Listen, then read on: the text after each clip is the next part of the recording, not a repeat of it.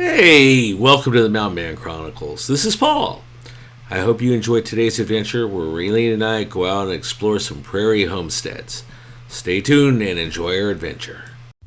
Welcome to the Mountain Man Chronicles, where the spirit of adventure comes alive. I'm thrilled to have you join our journey into the great outdoors. I'm Paul Piazza. I'm your guide through the wilderness and the storyteller behind the Mountain Man Chronicles. I hope you share in our love and appreciation of what this great world has to offer. Here we live in three simple principles: live, learn, and explore. Live, immerse yourself in the thrill of the moment, whether it be overlanding, exploring unique ghost towns, or simply enjoying the serenity of nature. We believe in living life to its fullest. Learn, cultivate that childlike curiosity. Every adventure is an opportunity to learn and discover something new. From overlanding trips to mastering trail navigation, we're a constant journey of learning and growing. Explore. Be comfortable with the uncomfortable. Venture into the unknown. Our chronicles are a testament to the places we've been and the stories waiting to be untold. Join us as we explore the hidden trails, the pristine lakes, and the mysterious places this great nation has to offer. And of course, what adventure would be successful without proper planning and the right gear? We'll be showcasing some of the tools of the trade along our journeys. I truly hope you enjoy our chronicles and the journey that my wife and I travel through during our overlanding adventures. Thanks for watching. Out exploring homesteads today. Raylene's out checking this place out. Pretty cool old homestead.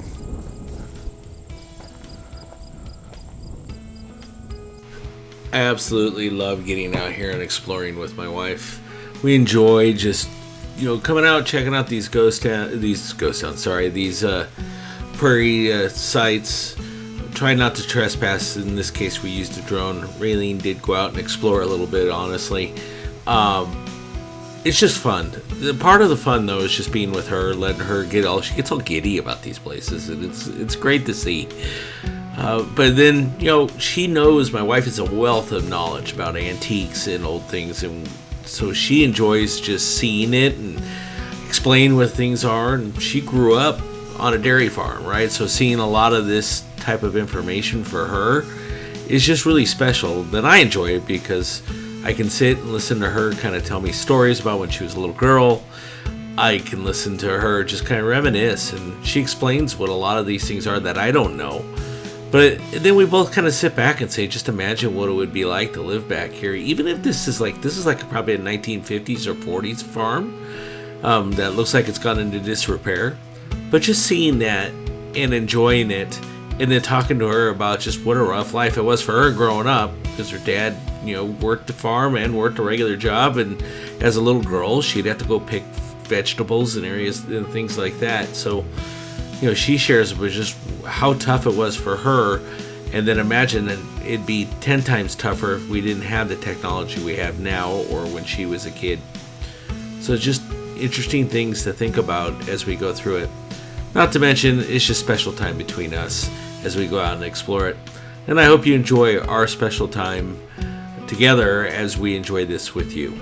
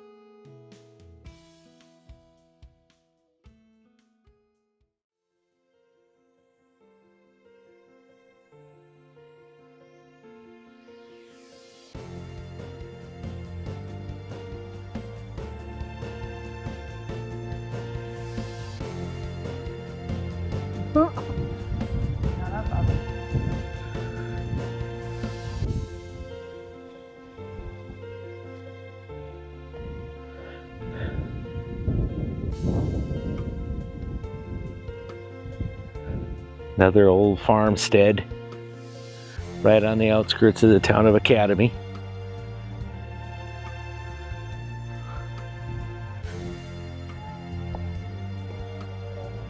Looks like the foundation's given away. Looks like people got in there and graffitied too, which is sad. I'm not going to go on too much of a rant about this, but it really does upset me when I see old farmhouses that have graffiti in them, or a lot of times they'll just have garbage from people thrown out there. Now, these are relics of time past. It's history, living history. If you can't sit here and enjoy it or spread what it looks like and just take in the history. Why do you have to graffiti it? Why do you have to destroy it?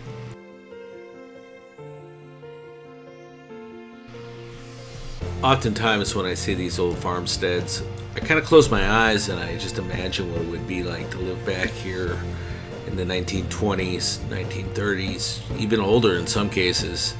Just imagine the desolation. Basically, you're working the fields, living for the fields so you can have a life for your family. 4 people crammed in a little house like this. Knowing that basically the nearest town to this place was some ways away by horseback. So you're living off of you with help of your neighbors, your resilience, and just the things that you could make together to live and enjoy life. Just really interesting, and just in itself a testament to our American way.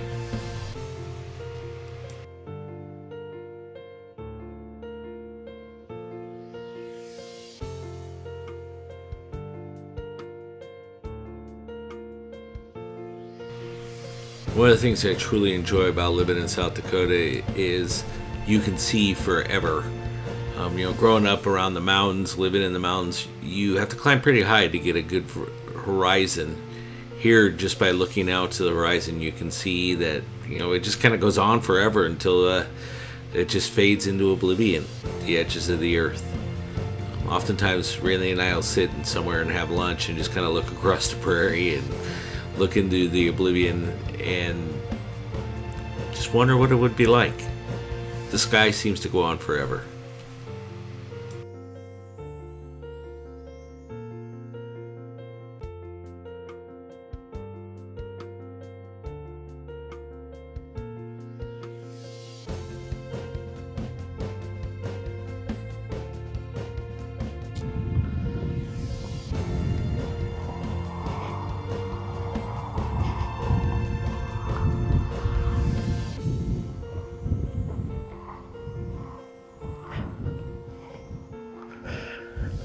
Looks like this place ain't gonna last much longer.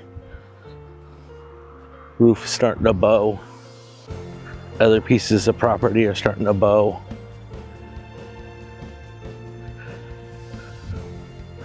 You can see the front, where the whole front of the building is bowing.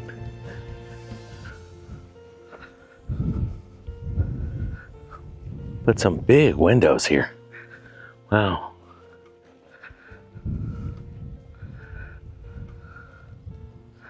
Sad though that they graffitied it and destroyed it with that cool building though.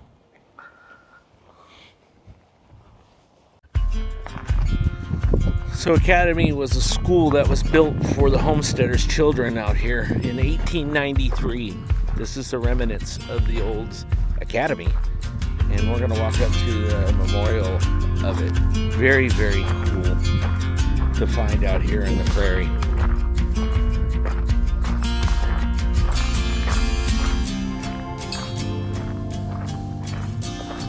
Really cool.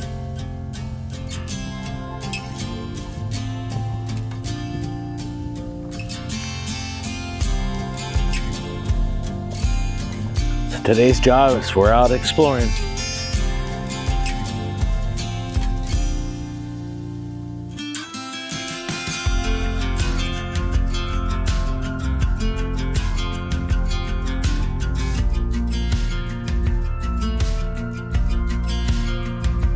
Beautiful building.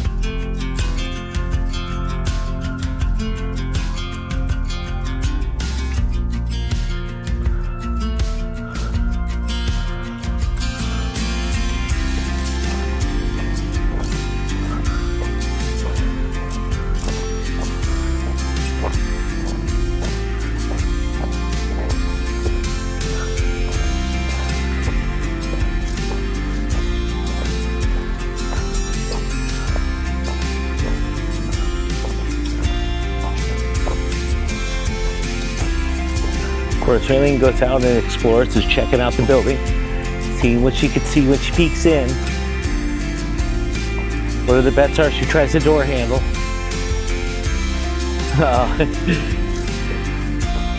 It's a beautiful building though.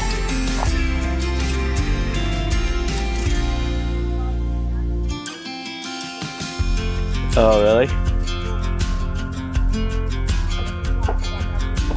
Oh, well, we're not gonna go visit the wasps. Cool building. Who would have thunk?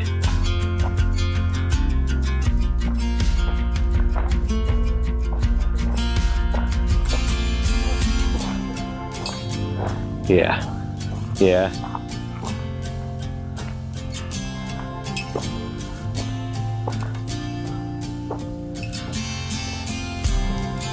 You can imagine going to school here though, working out in the prairie, coming to school and having this as your view.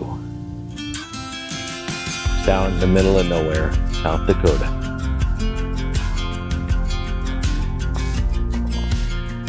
As you can tell by these videos, my wife is the curious one. She's the one that goes in and looks and explores further. You'll see here she's looking in the windows, peeping in there just to kind of check it out. Sometimes it's exciting. In this case, it was kind of sad because the water is destroying the building and it looks like it did not make it much further. Yeah. Yeah. Aww. So the building is in need of repair. Yeah. You can see that on the window panels.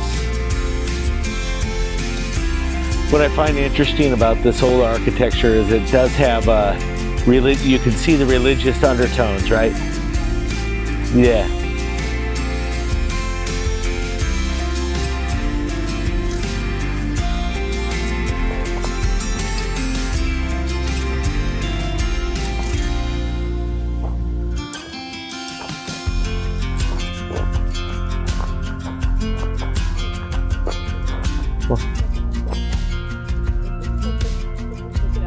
Yeah. Yeah. Whoa, there goes my Jeep driving away without me. Oh, hold on, Raylene found a place to go see. So this is the town of Academy.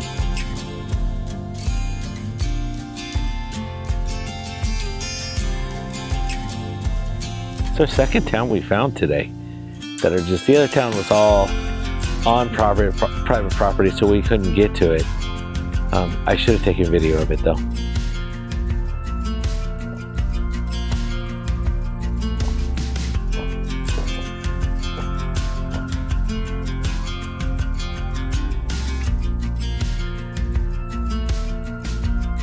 Very cool.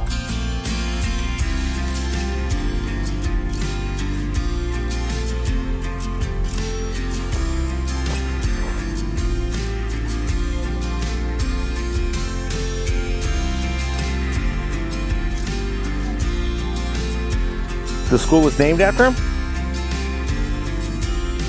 Oh, yeah.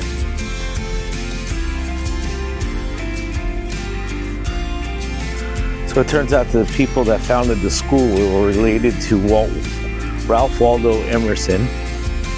Yeah, it is. His name was Louis Anderson.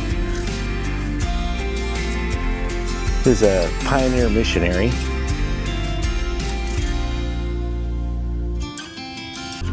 One of the things I absolutely love about South Dakota, much of the Midwest, is just the preservation of history. Things like this that are out in the middle of nowhere probably don't get used very much, but they're marked and they have the history markers with them and they have information with them. It just makes for just a better adventure because not only are you seeing it, you're imagining it, but you're also taking in what it is, who it was, and why it was built. So you have a better understanding of the feeling of what it was like. The school itself was basically put here because so the kids from all the different farms in remote areas would have an academy to go to learn education, hopefully get them out of the farm, maybe educate them to be better farmers and create businesses. I think, for me, learning that is part of why we go out and explore. Thank you for joining us on this week's adventure, and thank you for watching the Mountain Man Chronicles. Remember to like and subscribe.